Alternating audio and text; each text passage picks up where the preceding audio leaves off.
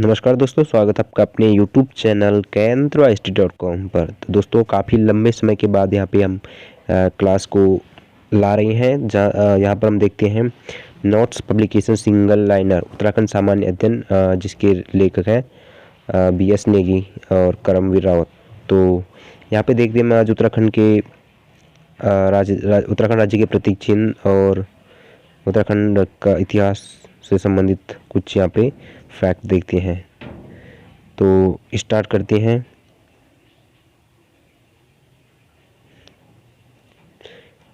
तो यहाँ पे पूछा गया है क्या, तो उत्तराखंड का राज्य चिन्ह, इसके बारे में यहाँ पे लिखा गया है। तो शासकीय कार्यों में जिसका प्रयोग करते हैं, जिस चिन्ह का प्रयोग करते हैं, किसमें, शासकीय कार्यों में जिस चिन्ह का प्रयोग करते हैं वह राज्य चिन्ह होता है। राज्य के चिन्ह हीरे के आकार या समचतुर्भुज जैसा प्रतीत होता है। राज्य चिन्ह में 3 पर्वत चोटियां दिखाई देती हैं, जिसमें बीच वाली सबसे ऊंची चोटी पर लाल पृष्ठ में अशोक की लाट अंकित है। अशोक की लाट के नीचे संस्कृत भाषा में सत्यमेव जयते लिखा गया है, जो कि मुंडकोपनिषद से लिया गया है। यहाँ से प्रश्न पूछा जाता है। राज्य चिन्ह के बीच वाले भाग में श्वेत पृष्ठ पर 4 जलधाराओं को नीले रंग में दिखाया गया है। यह धाराएं राज्य की गंगा, यमुना, रामगंगा एवं काली नदियों को दर्शाती है। तो यहाँ से भी प्रश्न बन सकता है कि राज्य चिन्ह के बीच में जो 4 जलधाराएं हैं वो कौन कौन सी हैं, या निम्नलिखित में से कौन नहीं है। ऐसे प्रश्न पूछे जा सकते हैं। पृष्ठ का जो लाल रंग है वो शहीद राज्य आंदोलनकारियों के रक्त का प्रतीक है, और श्वेत रंग की पृष्ठभूमि शांति प्रिय प्रवृत्ति वाले उत्तराखंड वासियों का प्रतीक है। तो राज्य चिन्ह के सबसे नीचे नीले रंग में उत्तराखंड राज्य अंकित है, और यह प्रत्येक चिन्ह उत्तराखंड शासन के सभी दस्तावेजों में प्रयुक्त किया जाता है। तो उत्तराखंड राज्य चिन्ह से संबंधित ये महत्वपूर्ण फैक्ट्स थे, जहाँ से कि महत्वपूर्ण प्रश्न बन सकते हैं। ठीक है, अब यहाँ पे दूसरा हमारा आता है उत्तराखंड राज्य गीत। तो उत्तराखंड का राज्य गीत था उत्तराखंड देवभूमि मातृभूमि सत सत वंदन अभिनंदन। तो ये उत्तराखंड राज्य का राज्य गीत है। उत्तराखंड का जो राज्य गीत था ये 6 फरवरी 2016 को हेमंत बिष्ट द्वारा लिखित है। तो यहाँ से प्रश्न पूछा जाता है कि उत्तराखंड राज्य का गीत किसके द्वारा लिखा गया। तो हेमंत बिष्ट द्वारा लिखा गया। कब लिखा गया? 6 फरवरी 2016। ठीक है, को ये अपनाया गया था उत्तराखंड राज्य द्वारा, और उत्तराखंड राज्य का राज्य गीत अपनाया गया था और लिखा गया था हेमंत बिष्ट द्वारा। इस राज्य गीत की अवधि, यानी गाने की अवधि है 9 मिनट में गा जाता है। और राज्य गीत चयन समिति के अध्यक्ष कौन थे? लक्ष्मण सिंह बटोई थी। कौन थे? लक्ष्मण सिंह बटोई। जो इस गीत में आवाज़ दी है नरेंद्र सिंह नेगी, वो अनुराधा निराला जी ने दी है। तो यहाँ से भी प्रश्न बन सकता है। ठीक है, नेक्स्ट सीन हमारे यहाँ पे आता है उत्तराखंड राज्य पशु कस्तूरी मृग। तो उत्तराखंड का राज्य पशु है कस्तूरी मृग, और कस्तूरी मृग को हिमालयन का मस्क डियर भी कहा जाता है, मस्क डियर ऑफ हिमालयन। ठीक है, कस्तूरी मृग का वैज्ञानिक नाम क्या है? मास्कस कायसोगास्टर। यहाँ से प्रश्न पूछा जा सकता है। कस्तूरी मृग राज्य के जंगलों में 3600 मीटर से 4400 मीटर की ऊंचाई पर पाए जाते हैं, और राज्य में कस्तूरी मृग की 4 प्रजातियां पाई जाती है उत्तराखंड राज्य में। कस्तूरी मृग अंगुलोटा कुल व मोसिडे परिवार का सदस्य है। तो ये किस कुल का? अंगुलोटा कुल और मोसिडे परिवार का सदस्य है। कस्तूरी मृग बहुतायत में केदारनाथ, फूलों की घाटी, पिथौरागढ़ एवं उत्तरकाशी में पाए जाते हैं, और कस्तूरी मृग राज्य के अलावा हिमाचल प्रदेश, सिक्किम, कश्मीर में भी पाए जाते हैं।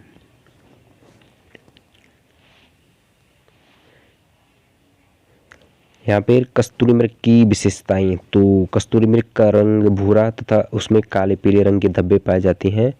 कस्तूरी मृग के पैर में 4 खुर एवं इसके 2 बाहर निकले नुकीले दांत होते हैं। मृग की ऊंचाई लगभग 20 इंच होती है। कस्तूरी मृग के सींग नहीं होते हैं। इसमें आत्मरक्षा के लिए 2 नुकीले दांत होते हैं। कस्तूरी मृग के पीछे के पाँव आगे के पाँव के अपेक्षा लंबे होती है, यानी पीछे पाँव होते हैं वो लंबे होते हैं आगे के पाँव से।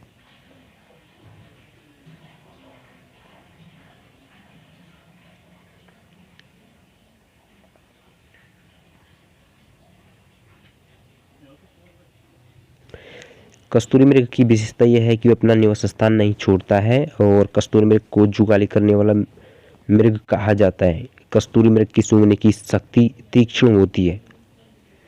कस्तूरी मृग की औसत आयु लगभग 20 वर्ष होती है और मादा कस्तूरी मृग की गर्भधारण अवधि 6 माह होती है, कि हर 6 महीने में ये गर्भधारण करता है मादा कस्तूरी मृग।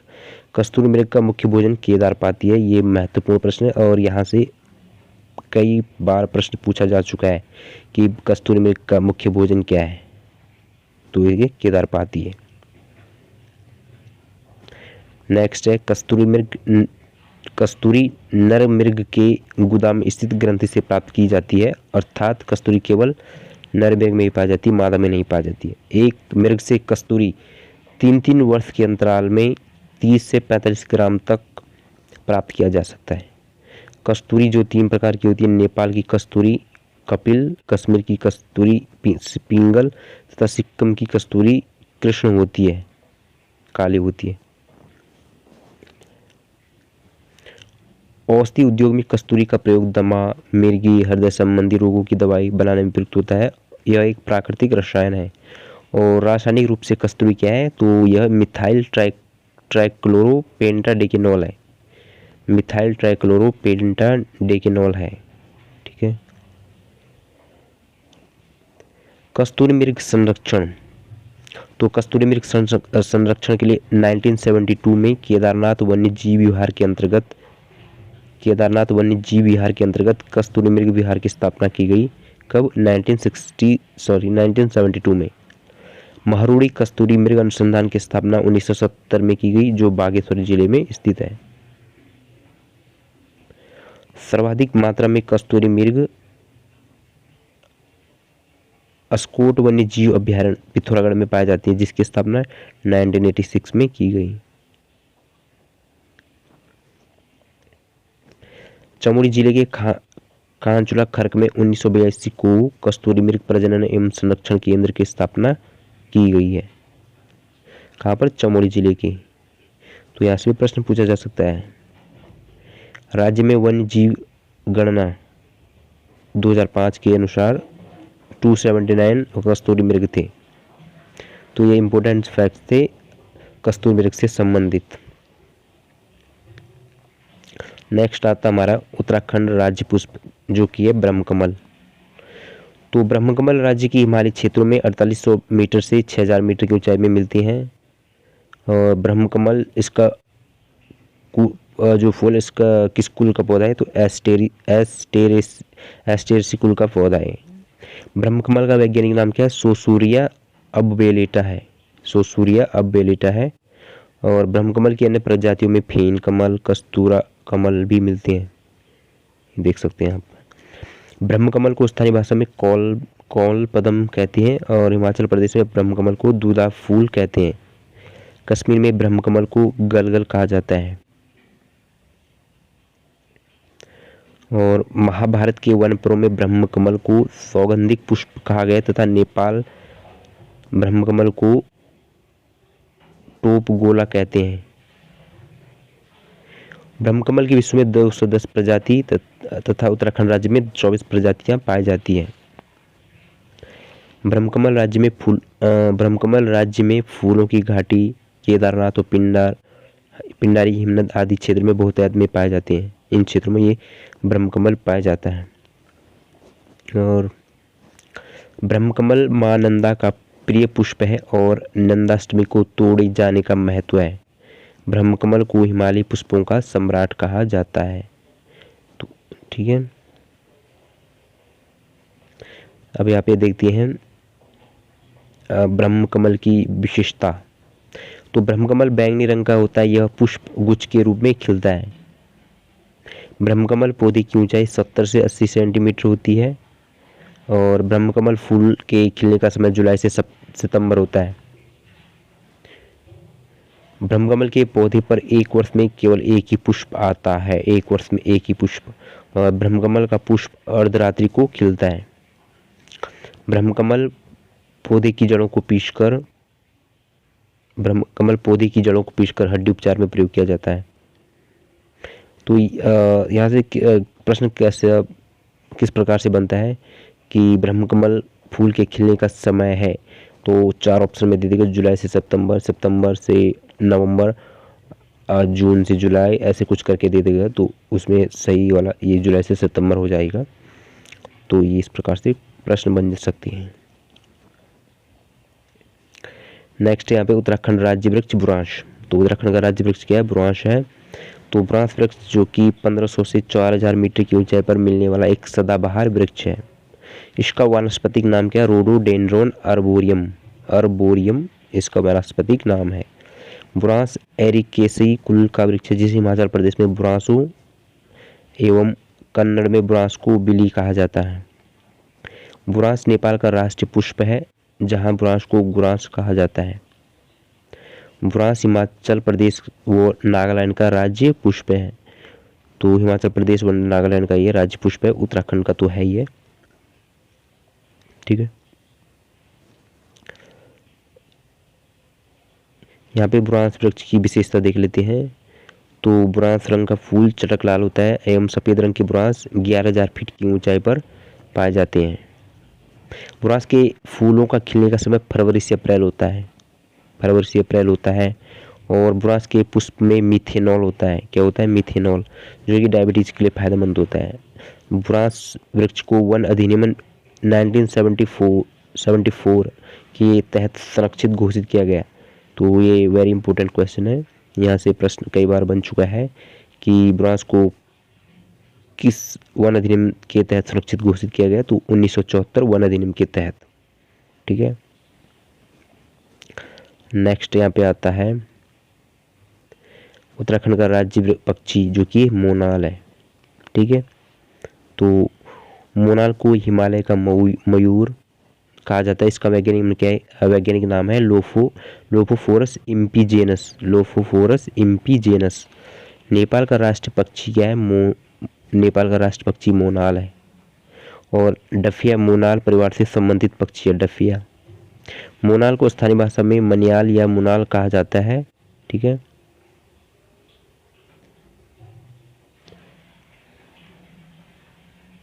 और मोनाल पक्षी राज्य के 2500 से 5000 मीटर की ऊंचाई वाले क्षेत्रों में पाए जाते हैं।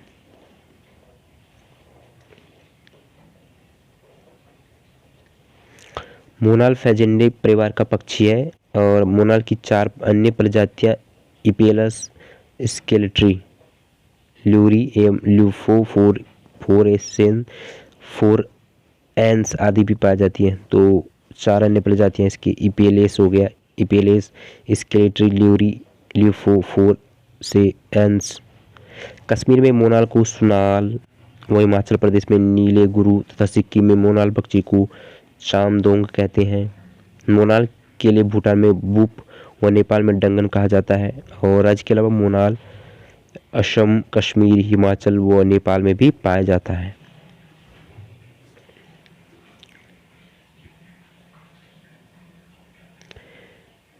यहाँ पे यह है कि मोनाल पक्षी की क्या विशेषताएं हैं। तो मोनाल पक्षी की क्या विशेषताएं हैं? तो मोनाल पक्षी घोंसला नहीं बनाता है। यह किसी चट्टाने पेड़ की छेद में अंडे देती है। नर मोनाल के सिर पर मोर की भांति कलगी होती है। मोनाल पक्षी में प्रजनन क्रिया वर्ष में 2 बार होती है। और मोनाल का प्रिय भोजन आलू की फसल है। ये कि यहाँ से कई बार प्रश्न पूछा जा चुका है कि मोनाल का प्रिय भोजन है। तो ये आलू की फसल, ये आलू की फसल को पूरी तरह से बर्बाद कर देता है। हिमालयी पक्षियों का सिरमौर कहे जाने वाले मोनाल को वन्य जीव संरक्षण अधिनियम 1972 के तहत संरक्षित किया गया। तो मोनाल को वन्य जीव संरक्षण 1972 के तहत संरक्षित किया गया। सर्वाधिक मात्रा में मोनाल केदार घाटी में पाई जाती हैं। ठीक है। राज्य के वन्य जीव संरक्षण बोर्ड द्वारा पहली बार 2008 में मोनाल की गणना कराई गई और 2008 तक राज्य में कुल मोनाल की संख्या 919 थी। ठीक है, तो पूछा जा सकता है कि वन्य जीव संरक्षण बोर्ड द्वारा पहली बार मोनाल की जनगणना कब कराई गई गणना, तो ये की गई 2008 में गणना की गई थी।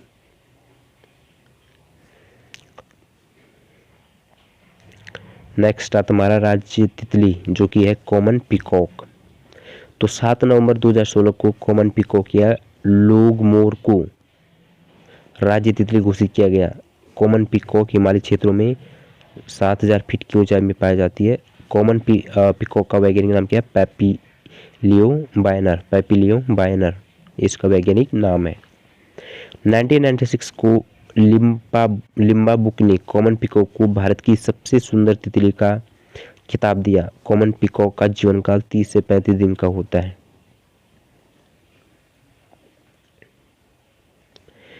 कॉमन पीकॉक टिमरू के पेड़ पर अंडे देती है और उसी की पत्तियां खाती है। किस पे? टिमरू के पेड़ पर। 2016 में देहरादून के लच्छीवाला में बटरफ्लाई पार्क खोला गया। तो बटरफ्लाई पार्क कहाँ पर खोला गया? 2016 में। तो ये देहरादून के लच्छीवाला में खोला गया। ठीक है, नेक्स्ट आता हमारे यहाँ पे उत्तराखंड राज्य वाद्य यंत्र ढोल। तो उत्तराखंड का राज्य वाद्य यंत्र क्या है? ढोल है। तो भंडारी कमेटी की सिफारिश पर तत्कालीन मुख्यमंत्री कौन थे? हरीश रावत ने 2015 में ढोल को राज्य वाद्य यंत्र घोषित किया गया। ठीक है, तो पूछा जा सकता है कि उत्तराखंड का राज्य वाद्य यंत्र ढोल को कब घोषित किया गया राज्य वाद्य यंत्र? तो ये किया गया 2015 में। किस कमेटी की सिफारिश पर? तो भंडारी समिति की सिफारिश पर। ढोल एक प्राचीन वाद्य यंत्र है। ढोल एक प्राचीन वाद्य यंत्र है जिसको तांबे, पीतल व चांदी धातु पर बकरी की खाल लगाकर बनाया जाता है। इसे मंगल वाद्य के नाम से भी जाना जाता है। ठीक है, ढोल से नौबत या निमती, रहमानी, बढ़े आदि ताले बजाई जाती हैं। नौबत प्रातःकाल में ओजी जाति के लोग 22 पर ताल बजाते हैं। मांगलिक काज शुरू करने से पहले बढ़े ताल बजाई जाती है। और यहाँ पे ये है आईने ए अकबरी में जिसके कवि हैं अबुल फजल। ढोल वाद्य यंत्र का उल्लेख मिलता है। राज्य में ढोल सागर के ज्ञाता कौन है? उत्तम दास जी हैं। उत्तम दास जी। तो ढोल सागर की ज्ञाता उत्तम दास जी को कहा जाता है। ठीक है, जो उत्तराखंड यहाँ पे उत्तराखंड अन्य प्रतीक में, तो उत्तराखंड का राज्य खेल क्या? फुटबॉल है। इसे 2011 में खेल राज्य खेल घोषित किया गया। उत्तराखंड की प्रथम राजभाषा हिंदी तथा द्वितीय राजभाषा क्या है? संस्कृत है। संस्कृत को 2010 में राज्य की द्वितीय भाषा घोषित की गई 2010 में। ठीक है, और उत्तराखंड शासन द्वारा राज्य चिन्ह और प्रतीक चिन्ह का निर्धारण 2001 में किया गया। ठीक है, तो दोस्तों ये थे उत्तराखंड राज्य के राज्य चिन्ह। ठीक है, प्रतीक जो है, तो ये यहाँ पर फिनिश समाप्त होता है। कल हम शुरू करेंगे उत्तराखंड का प्राचीन इतिहास। तो इससे संबंधित जो महत्वपूर्ण फैक्ट है उनको आप नोट डाउन कर लीजिएगा। Thanks for watching. मिलते हैं नेक्स्ट वीडियो में।